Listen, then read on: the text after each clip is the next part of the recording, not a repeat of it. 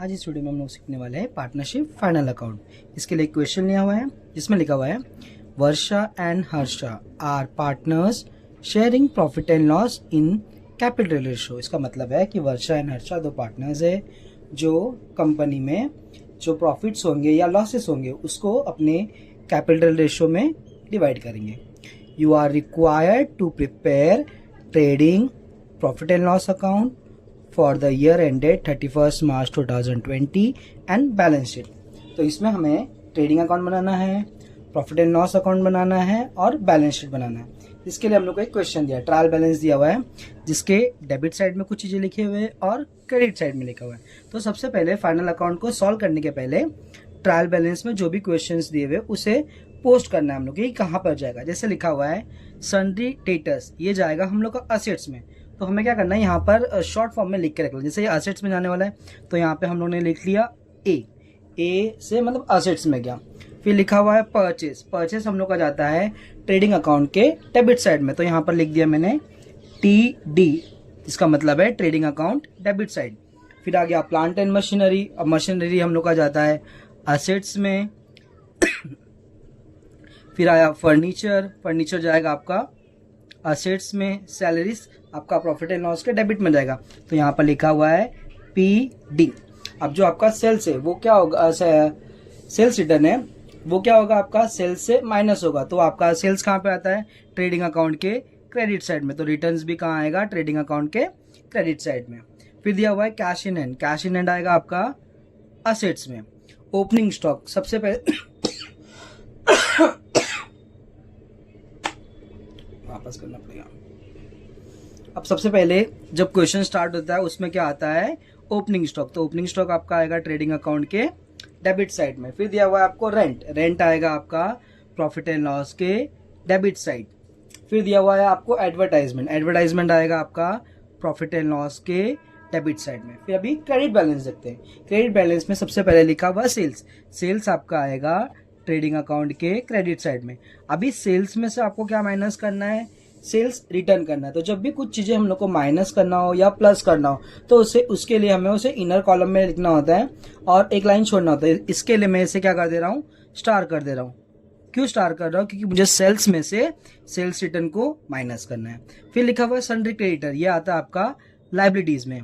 फिर लिखा हुआ है परचेस रिटर्न, ये क्या होगा आपका परचेस से माइनस होगा। तो इसके लिए परचेस को भी आपको स्टार करना होगा। ये कहाँ पर आएगा आपका ट्रेडिंग अकाउंट के डेबिट साइड में। फिर आपको दिया है कैपिटल आपका लाइबिलिटी में शो होगा। फिर लिखा हुआ है करंट अकाउंट के लिए हमें एक सेपरेट अकाउंट बनाना पड़ेगा। पहले आपको क्या करना है, ये ट्रायल बैलेंस को पोस्ट कर लेना है ऐसा लिख के कि कौन सा एक्सपेंस या असेट्स कहाँ पे जाने वाला है। उसके बाद आपको आना है एडजस्टमेंट में। अभी क्या होता है कि जो ट्रायल बैलेंस होते हैं, ट्रायल बैलेंस के जनरली सिर्फ एक इफेक्ट होते हैं, मतलब वो ज्यादातर कहाँ पे जाएगा, सिर्फ एक जगह पे, अगर कोई हिडन एडजस्टमेंट ना हो तो। अभी नीचे कुछ एडजस्टमेंट लिखे हुए हैं। ट्रायल बैलेंस का सिर्फ एक इफेक्ट होगा और जो एडजस्टमेंट्स होंगे उसके 2 इफेक्ट मिनिमम होते ही है और कभी कभी तो 3 इफेक्ट्स भी हो जाते हैं। अब पहला एडजस्टमेंट देखते हैं। Stock on 31 March was valid 74,000। तो आपको क्लोजिंग स्टॉक दिया हुआ है, क्लोजिंग स्टॉक दिया है आपका 74,000। तो आपको पता होना चाहिए कि जो क्लोजिंग स्टॉक है वो कहाँ पर आता है, आपका ट्रेडिंग अकाउंट के क्रेडिट साइड। और इसका सेकेंड इफेक्ट होता है असेट, जिसे हम लोगों ने प्रीवियस वीडियो में देखा हुआ था। फिर लिखा हुआ है आपको depreciation on plant and machinery, मतलब आपको प्लांट एंड मशीनरी के ऊपर 5% का डेप्रिसिएशन निकालना है। तो पहले तो आपका असेट्स में माइनस होगा, फिर आपका ये आएगा प्रॉफिट एंड लॉस के डेबिट साइड में। अभी आपको पता है कि प्लांट एंड मशीनरी से आपको कुछ चीजें डिडक्ट करना है, इसलिए आपको प्लांट एंड मशीनरी को स्टार कर लेना है। फिर आपको नेक्स्ट दिया है partners are entitled to get interest on capital 5%, मतलब इसमें जो भी पार्टनर्स है वो लोग को कैपिटल के ऊपर 5% इंटरेस्ट मिलने वाले। तो ये आपका कहां पर आने वाला है, प्रॉफिट एंड लॉस के डेबिट साइड में। अब इस क्वेश्चन में हम लोगों ने करंट अकाउंट बनाया तो इसलिए ये कहां जाएगा, करंट अकाउंट में जाएगा। अगर सपोज आपने क्वेश्चन में आपको करंट अकाउंट नहीं दिया होता तो आपको इस इंटरेस्ट को पहले कैपिटल में ऐड करना होता और सेकेंड इफेक्ट आपका प्रॉफिट एंड लॉस के डेबिट साइड में आता था। सेकेंड आपको फोर्थ एडजस्टमेंट दिया आपको आउटस्टैंडिंग एक्सपेंसेस ₹700। तो अभी आपका आउटस्टैंडिंग है, आउटस्टैंडिंग हम लोग क्या करते हैं, ऐड करते और उसका सेकंड इफेक्ट कहाँ आएगा, लाइबिलिटीज में। अभी ऐड कहाँ करना है मुझे, सैलरीज में। अब सैलरीज कहाँ पर है, यहाँ पर है, तो आपको इसे भी क्या करना पड़ेगा, स्टार करना पड़ेगा। फिर आपको लास्ट एडजस्टमेंट दिया हुआ है, provide further bad debts of ₹1680 on सन्डी debtors. अभी आपको सन्डी डेटर्स के ऊपर 1680 का बैड डेब्ट्स करना है, माइनस करना है। तो आपको इसके लिए भी दो इफेक्ट होगा। पहला इफेक्ट होगा कि आपका जो डेटर्स है, डेटर्स आपका कहाँ पर होता है, असेट्स में, तो असेट्स में आपको क्या करना पड़ेगा, वहां से माइनस करना पड़ेगा। और सेकंड इफेक्ट आएगा आपका प्रॉफिट एंड लॉस के डेबिट साइड में। इस तरीके से हम लोग ने ट्रायल बैलेंस और एडजस्टमेंट को समझ लिया। सबसे पहले क्या करेंगे, ट्रायल बैलेंस में पोस्ट कर देंगे कौन से एक्सपेंसेस कहाँ पे जाने वाले हैं। उसके बाद एडजस्टमेंट में आएंगे, एडजस्टमेंट में भी ऐसे कुछ शॉर्ट फॉर्म में लिख लेना है। आपका ट्रायल बैलेंस सिर्फ एक जगह पर जाने वाला है और प्रॉफिट एंड लॉस दो जगह पे जाने वाला। अभी इस क्वेश्चन को हम लोग देखते हैं कैसे सॉल्व करना है। जैसे यहाँ पर सबसे पहले हम लोगों ने क्या किया है कि ट्रायल बैलेंस में जो जो चीजें आने वाली थी उसे लिख लिया है। जैसे ट्रायल बैलेंस में इसमें क्या दिया हुआ था, ओपनिंग स्टॉक, तो सबसे पहले ओपनिंग स्टॉक लिख लिया है 35,600। फिर आपको दिया हुआ था क्वेश्चन में परचेस कितना दिया था, 1,10,000, आपने उसे भी लिख लिया। और परचेस से आपको क्या माइनस करना है, रिटर्न्स, तो रिटर्न्स जो भी रहेगा हम लोग माइनस करते हैं अभी। उसके बाद आपको सेल्स दिया 2,40,000, तो यहाँ पर लिखना पड़ेगा आपको 2,40,000। और इसमें से भी हमें क्या माइनस करना है, रिटर्न्स। अभी रिटर्न्स कितना दिया हुआ है, परचेस रिटर्न दिया हुआ है क्वेश्चन में 2,000, तो इधर माइनस करना पड़ेगा आपको 2,000। और सेल्स रिटर्न कितना दिया हुआ है आपको क्वेश्चन में 1,000, तो यहाँ पर कितना माइनस करना पड़ेगा आपको 1,000। अब 1,10,000 में से 2,000 जाएगा तो आपका आएगा अमाउंट 1,08,000। और यहाँ पर कितना आएगा 2,39,000। अब ये ट्रायल बैलेंस है, ट्रायल बैलेंस का सिर्फ एक इफेक्ट होता है। अगर ये सपोज एडजस्टमेंट्स में होते तो इसके सेकंड इफेक्ट भी देना पड़ेगा। बस आपको ट्रायल बैलेंस में इतना ही चीज दिया हुआ है, ओपनिंग स्टॉक दिया हुआ है, परचेज दिया हुआ और रिटर्न्स दिया हुआ है, और क्रेडिट साइड में सेल्स दिया है और सेल्स रिटर्न दिया, और कुछ चीजें जो एडजस्टमेंट में वो हम लोग इसके बाद करने वाले हैं। फिर अभी पहले प्रॉफिट एंड लॉस के एडजस्ट ट्रायल बैलेंस को पोस्ट कर देते हैं। जैसे सबसे पहले दिया हुआ था इस क्वेश्चन में सैलरीज, जिसको प्रॉफिट एंड लॉस के डेबिट साइड में लिखा हुआ है और इसे इनर कॉलम में लिखा हुआ है, क्योंकि इसके ऊपर क्या दिया हुआ है, एडजस्टमेंट दिया हुआ है। अभी एडजस्टमेंट भी दिया हुआ है, एडजस्टमेंट पहले हम लोग ट्रायल बैलेंस को समझ लेते हैं, उसके बाद एडजस्टमेंट सॉल्व करते हैं। फिर दिया हुआ है आपको रेंट। अब रेंट कितना दिया था क्वेश्चन में 9,000। फिर था एडवर्टाइजमेंट, ये बैड डेब्ट्स का मैंने फॉर्मेट लिखा है, इसे थोड़े टाइम में समझते हैं। फिर आपको असेट्स और लायबिलिटी का पोस्ट कर देना इसी तरीके से। जैसे सबसे पहले दिया हुआ था आपको पार्टनर्स कैपिटल लिखना है आपको, दोनों पार्टनर्स का। फिर करंट अकाउंट का बैलेंस आएगा और सन्ड्री क्रेडिटर। असेट साइड में आपको दिया हुआ है debtors, plant and machinery, furniture, cash in hand. सबसे पहले क्या करना है, ये अपने रिस्पेक्टिव अकाउंट में जाके लिख देना है। उसके बाद हम लोग सॉल्व करते हैं अभी एडजस्टमेंट।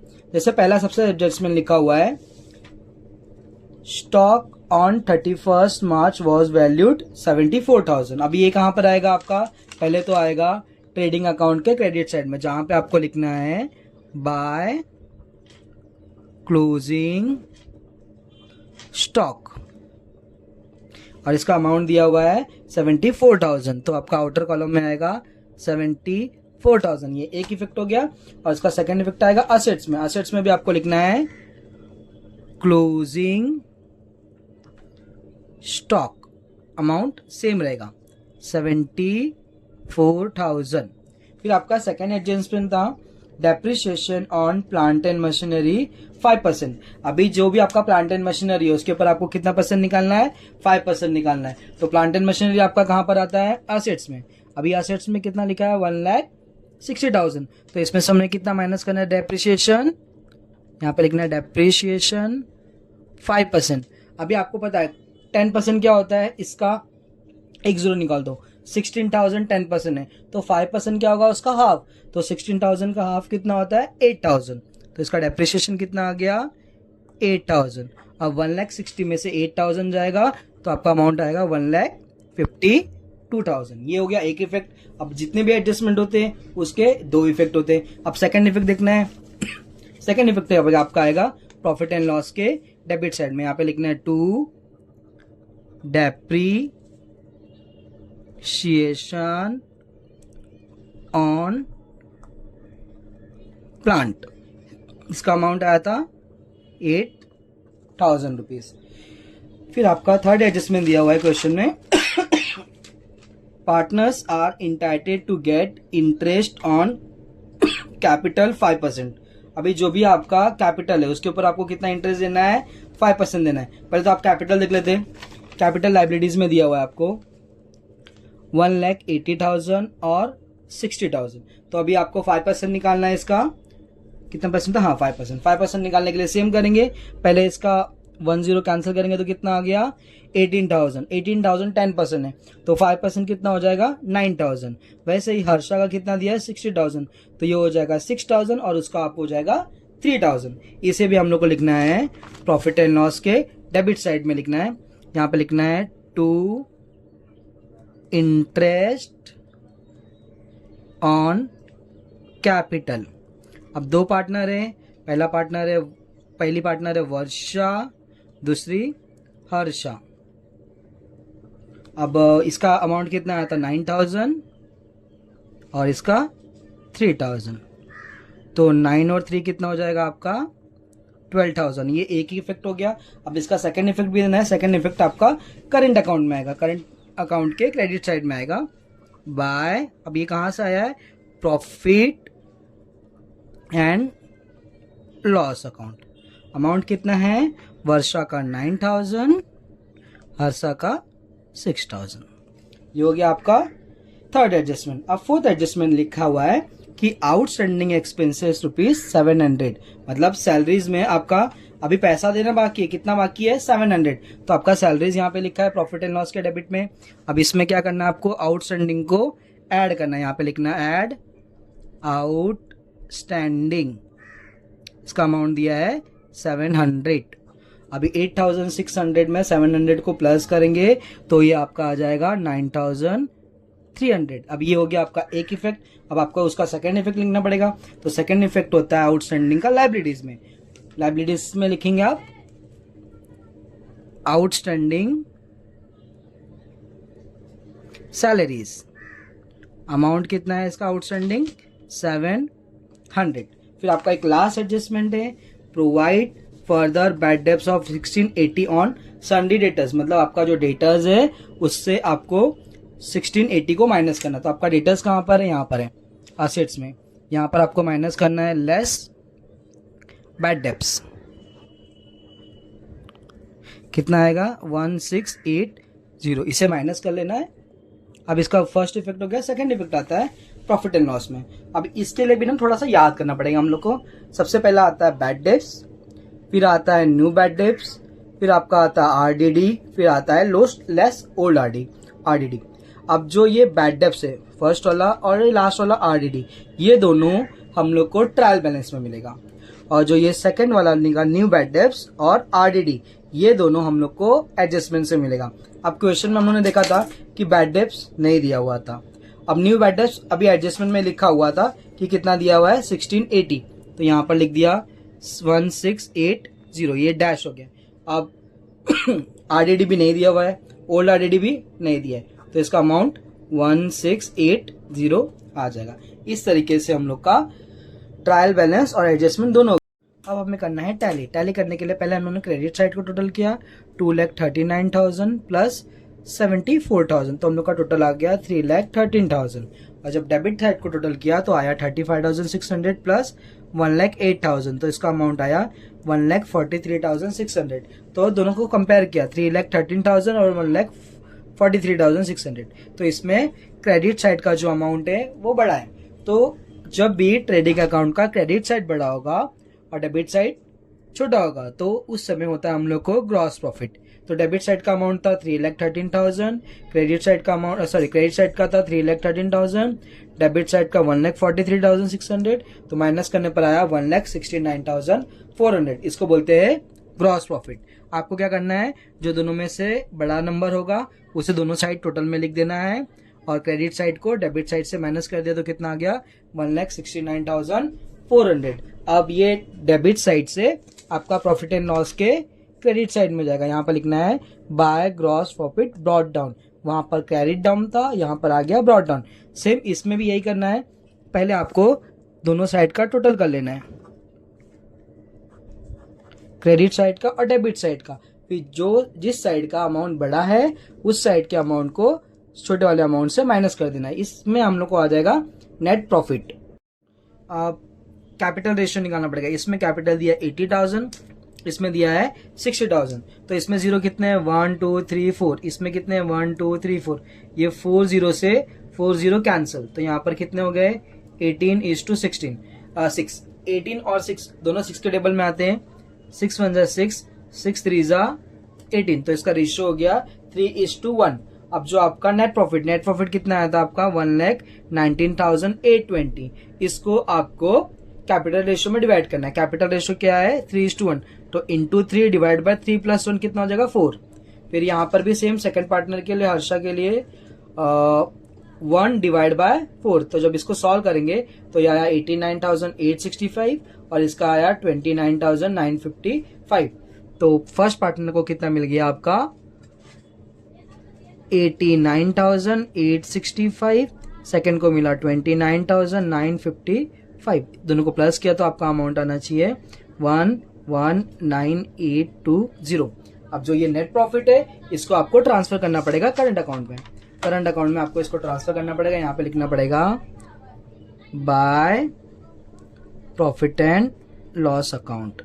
और वर्षा का कितना है 89,865 और हर्षा का है 29,955।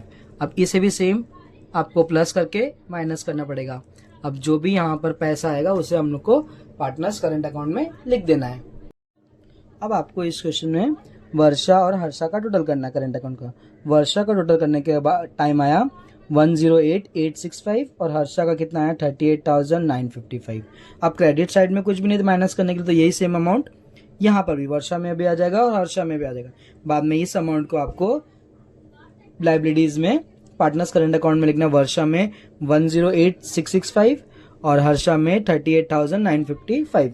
इसके बाद क्या करना है आपको लाइबिलिटीज को टोटल करना है और एसेट्स को टोटल करना है। दोनों साइड का टोटल सेम आ गया, इसका मतलब है हम लोग का क्वेश्चन पूरा राइट है, हम लोगों ने टैली सही किया है। अगर नहीं आया तो इसका मतलब कुछ ना कुछ एडजस्टमेंट या ट्रायल बैलेंस में गलत आपने किया हुआ है जिसकी वजह से क्वेश्चन टैली नहीं हो रहा है। Thank you.